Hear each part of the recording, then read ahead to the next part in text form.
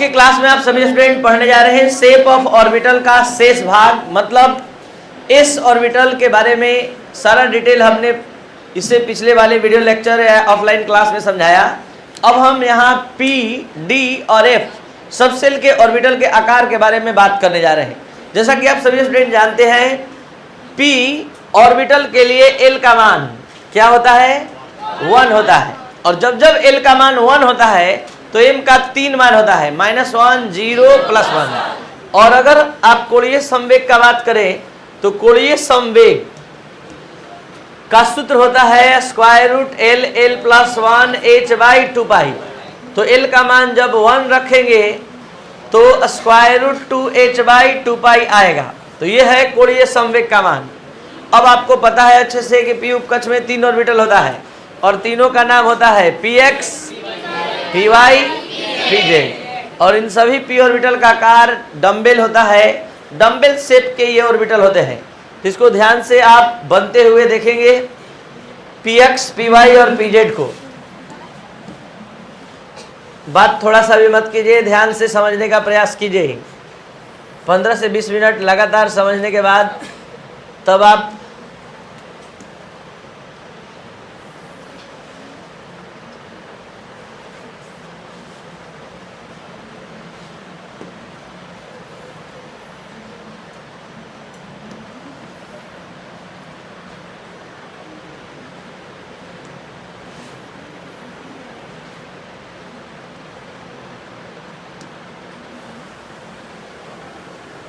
अब आप ध्यान से यहाँ देख लीजिए px, py, pz का शेप।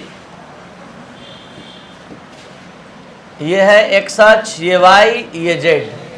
इसमें भी x, y, z, इसमें भी x, y, z यहाँ लिख दिए। अब हम आपको सिखाने जा रहे हैं कि जब हम px का बात करेंगे तो डम्बेल x अक्ष पर होगा, जब हम py बोलेंगे तो डम्बेल y अक्ष पर होगा,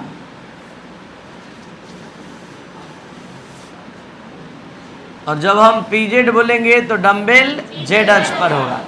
तो ये है आपके सामने px, py, pz का ऑर्बिटल का आकार। आपको बता दें कि प्रत्येक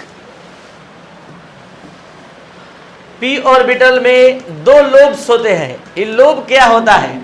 इसको लोब बोलते हैं, लोब बोला जाता है इसको।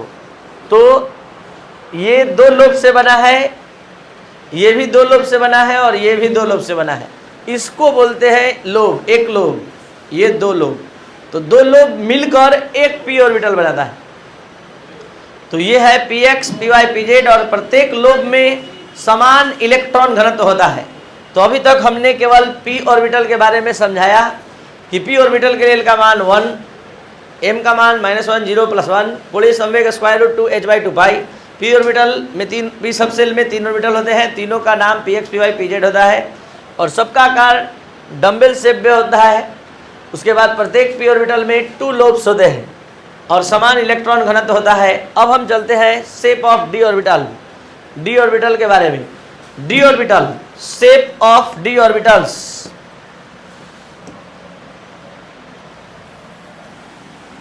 डी ऑर्बिटल का आकार, जैसा कि आप सभी स्टूडेंट जानते हैं, डी ऑर्बिटल के लिए एल का मान क्या होता है? 2। और जब जब एल का मान 2 होता है तो एम का 5 मान होता है। ये 5 मान 5 अलग अलग ऑर्बिटल को व्यक्त करता है। ये सब बताने के पीछे हमारा यही है मकसद कि हम डी ऑर्बिटल का अध्ययन कर रहे हैं। तो डी उपकक्ष जो है कितना ऑर्बिटल लाएगा, क्यों लाएगा, ये सब का जवाब देते हुए कि डी ऑर्बिटल के लिए एल का मान 2 होता है, यही कारण है कि एम का 5 मान आएगा। 5 मान प्रूफ पेश कर रहा है कि इसके पास 5 ऑर्बिटल होता है और पांचों का नाम होता है dxy, dyz, dzx, dx² - y² और dz²। इस पांचों ऑर्बिटल का नाम है, जैसे p में था px, py, pz, उसी तरह ये। अब यहाँ इसका कोणीय संवेग निकालना है तो l का मान कितना लेके चलेंगे? 2। तो √LL + 1 में l के जगह पर 2 रखेंगे, आएगा √6h/2π। तो डी उपकक्ष में 5 ऑर्बिटल होता है, पांचों आप देख पा रहे हैं। अब आइए पांचों ऑर्बिटल का आकार के बारे में अब हम समझाने जा रहे हैं। ये पांचों ऑर्बिटल अब के आकार के बारे में देख लिया जाए।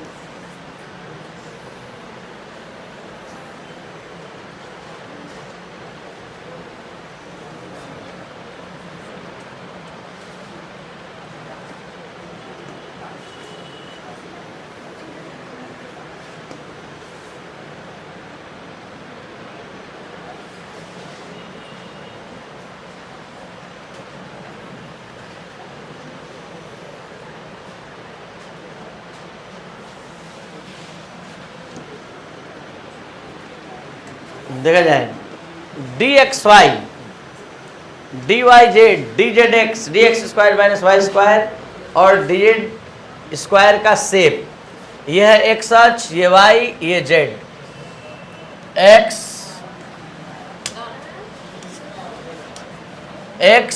Y Z, X Y Z, ये सब अक्ष हो गया। अब जरा सा यहाँ पर अपना ध्यान केंद्रित किया जाए। सबसे पहले 3 ऑर्बिटल का हम बात करेंगे आपके सामने, और वो 3 ऑर्बिटल है डी एक्स वाई,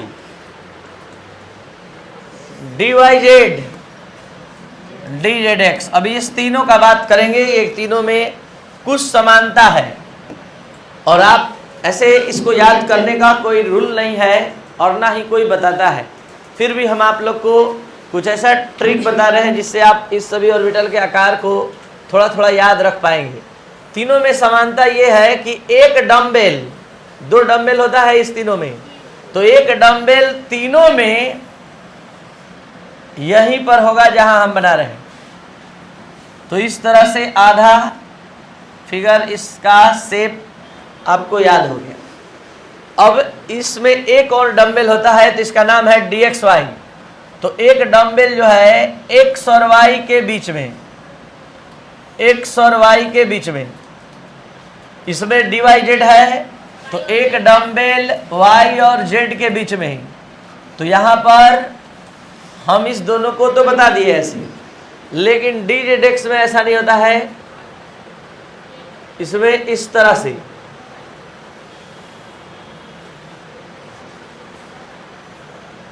होता है, तो ये थोड़ा थोड़ा याद करना पड़ता है, सबको याद ही करता है। अब इस दोनों में क्या समानता है देख लीजिए। अभी इस तीनों में क्या समानता था कि सभी लोब अभी बताए हैं, इतना को क्या कहते हैं, लोब। सभी लोब 2 अक्ष के बीच में होते हैं, 2 अक्ष के बीच में है। इस दोनों में क्या समानता है कि लोब अक्ष पर होता है।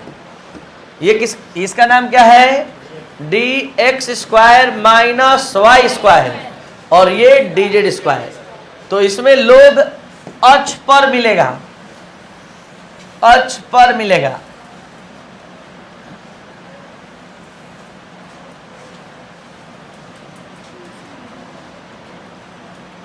अक्ष पर का मतलब समझ में आ रहा है, अक्ष पर बना रहे हैं, 2 अक्ष के बीच में नहीं। तो ये हो गया D x square minus Y square, और ये हो गया डी जेड स्क्वायर। अब इस पांचों को देखते हुए आगे का कॉन्सेप्ट सुना जाए। डी जेड स्क्वायर को छोड़कर सभी D orbital double dumbbell shape के होते हैं। क्या ये बात सही है? डबल डंबेल दिखाई दे रहा है, लेकिन ये दिखाई दे रहा है नहीं। डी जेड स्क्वायर को छोड़कर सभी डी ऑर्बिटल में 4 लोब होते हैं, 4 लोब। चेक कीजिए, लेकिन इसमें चेक कीजिए 2 ही है। तो ये 2 लोब केवल लेकर आता है, बाकी सब 4 लोब। और समझिए, d x Y, D Y Z, D Z x में लोब 2 अक्ष के बीच में होता है, जबकि d x square minus Y square और डी जेड स्क्वायर में अक्ष पर लोब होता है। अक्ष पर है, उसी पर है, अक्ष पर, 2 अक्ष के बीच में नहीं है। तो ये है आपका डी ऑर्बिटल के आकार के बारे में जो समाप्त हुआ। इसको आप एक सिस्टम में देखना चाहते हैं, देख लीजिए। ऐसे तो ये तो देख लिए, इससे आगे डी जेड स्क्वायर को छोड़कर डी ऑर्बिटल का आकार डबल डंबेल होता है। डी जेड स्क्वायर को छोड़कर सभी डी ऑर्बिटल में 4 लोब होते हैं। D x Y, D Y Z, D Z x में लोब 2 अक्ष के बीच में होता है, स्थित होता है। और d x square minus Y square और डी जेड स्क्वायर में अक्ष लोब जो है अक्ष पर स्थित होता है। Last, shape of F orbital.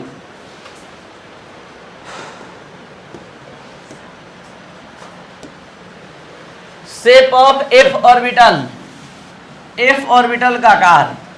F orbital के लिए सबको पता है कि एल का मान 3 होता है, और एल का मान 3 होना मतलब एम का 7 मान। 7 मान इस बात का प्रमाण है कि एफ उपकक्ष में 7 ऑर्बिटल होता है। और सातों का नाम आपके सामने आ गया है, f x q, f y q, f z q, f x z square minus Y square, f y z square minus x square, f z x square minus Y square, f x Y Z.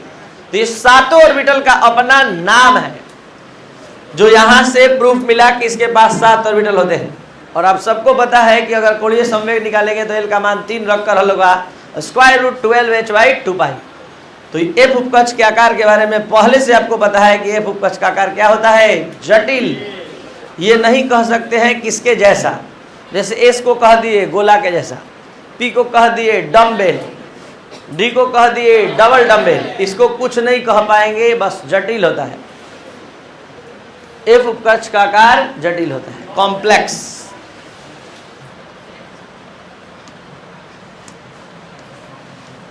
ठीक है, तो ये था आपका आज का class. अगर आपको अच्छे से शेप ऑफ ऑर्बिटल का जानकारी आपको मिला, अच्छे से समझ में आया, तो इसको जरूर शेयर और सब्सक्राइब करें। और इंडिया के कोने कोने तक जो भी केमिस्ट्री के स्टूडेंट हैं, जिसको केमिस्ट्री समझ कर पढ़ना है, वहाँ तक पहुँचाएं। Thank you.